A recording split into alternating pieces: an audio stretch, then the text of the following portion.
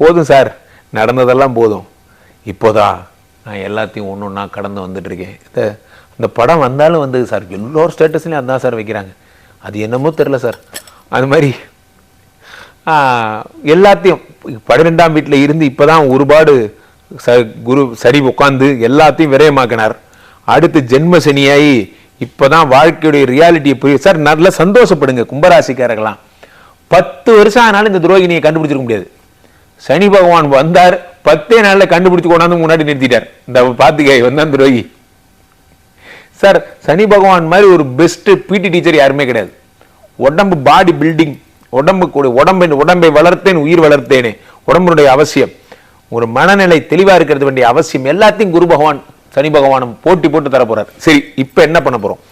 கும்பராசிக்காரர்களுக்கு 2லே சனி பகவான் ஆட்சி பெறுகிறார்.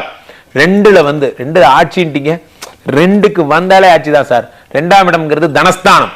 தனஸ்தானத்தை குருவுடைய வீட்டில் உட்கார்ந்து சனி பகவான் அண்டர்டேக் பண்றாரு.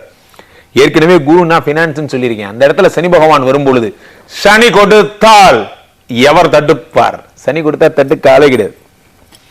கும்பராசிக்காரங்க விரலெல்லாம் பணம், ஜோபிலாம் பணம். யோகஸ்தானத்திலே குரு பகவான் இருக்கிறார், யோகத்தை அள்ளித்தரப் போகிறார்.